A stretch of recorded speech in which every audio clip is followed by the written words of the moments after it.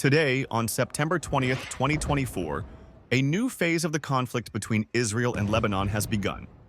The escalation was triggered by a series of mysterious pager explosions that resulted in severe damage to Hezbollah forces, reportedly affecting over 5,000 militants. Following these events, Israel launched massive airstrikes on targets in Lebanon. In response to these attacks, Israel launched a large-scale military operation that includes airstrikes on supposed Hezbollah military targets. According to the Israeli army, the strikes are aimed at weapons depots, training bases, and command posts of the militants. Explosions have destroyed several buildings, including facilities that, according to Israeli authorities, were used by Hezbollah to store weapons. The airstrikes have reportedly resulted in dozens of casualties, including civilians.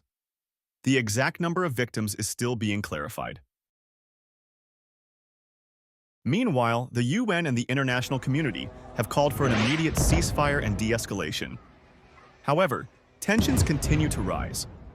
Lebanese authorities condemned Israel's actions, calling them aggression, and vowed to retaliate.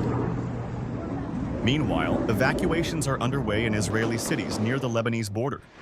Authorities are urging residents to stay in shelters, as the threat of further attacks remains high.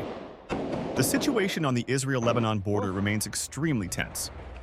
Analysts warn that the escalation could lead to full-scale military action if the conflict is not halted in the coming days.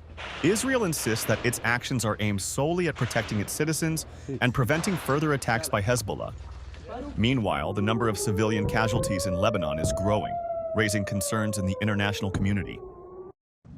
Meanwhile, Israeli military forces in the north have reportedly completed preparations, and it is highly likely that a ground operation in Lebanon will begin later today.